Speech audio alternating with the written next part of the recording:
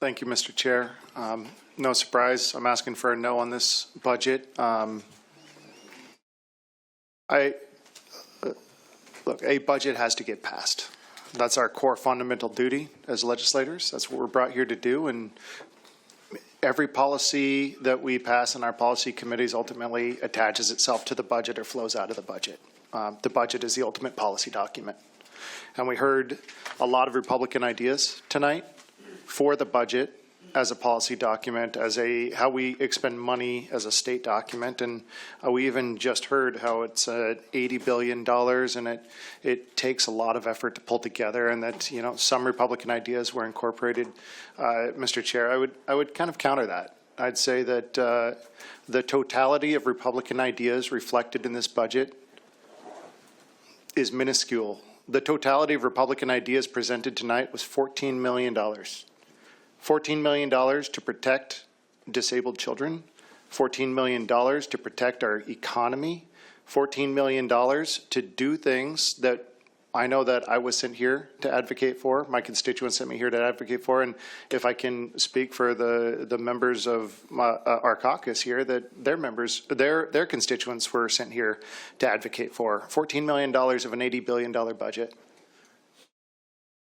$14 million, $80 billion is 5,333 times $14 million. 40% of this state is represented on this half of the room. There's a difference between 2 times and 5,333 times. But, you know, I think sometimes when we're talking about $80 billion in expenses, it gets lost in abstraction. How do you justify moving $1 billion here, $2 million there? You know, you said it, Mr. Chair. Kudos to staff. They have tracked a labyrinthine budget.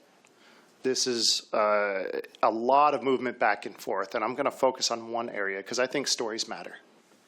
And last year, we were here talking about another Senate bill, talking about the Rainier and Yakima school closure bill. And it's really important to this budget conversation because in the interim, after we saved the closure of those schools, I visited the schools, I visited patients in community care settings, adult family homes, respite settings. I visited them in any number of settings. The one setting that stuck out to me the most, Mr. Chair, was visiting somebody who was discharged out of an RHC to a community care setting and then immediately discharged out of that into a hospital because he couldn't live in a community care setting.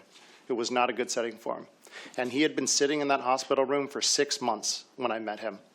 He had been sitting in that hospital room with a staff member who sat there with him 24/7. They would just rotate out. Every 8 hours, a new staff member sitting in that hospital room. I cannot imagine the cost of that care. What I can imagine is that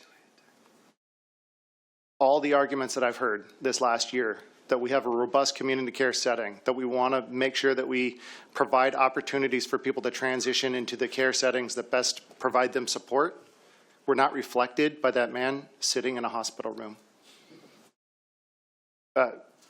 Mr. Chair, 500-something pages into this budget is one of those sweeps. The Dan Thompson Fund, $2 million gets pulled out of the Dan Thompson Fund into the general fund. That Dan Thompson Fund exists to help people move out of RHCs. $2 million. Oh, what's it covering? I don't know. Maybe it's covering the $42 million in overages for DCYF lawsuits. You can find that in the budget too, $42 million, and it'll even tell you the lawsuits that it's covering that's not covered by our liability umbrella. $42 million for dead children. You know they're dead children because their initials are on there. We're not able to say the names of the children. Actually, the initials are the ones that are still alive. Those are the ones that were raped. The dead children are the estates of. $42 million. Well, I'm glad we're sweeping money away from disabled people for that. We sure know DCYF is a flaming dumpster fire.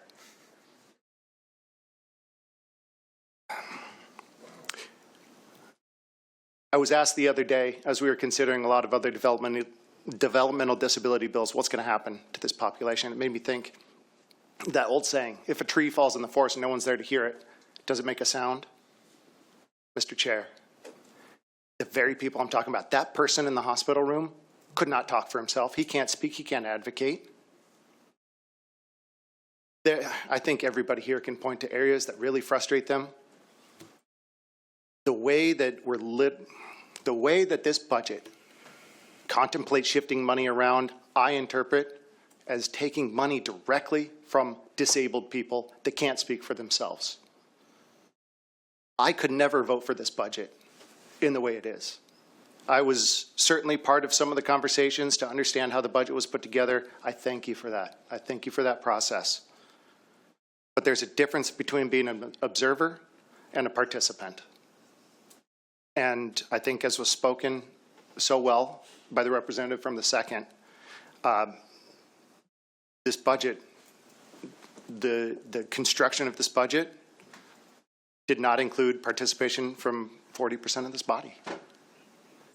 We would all get to a place where we could support a budget that balances by the end of the legislative session, even if we work together. But this is not working together. I urge a no on this.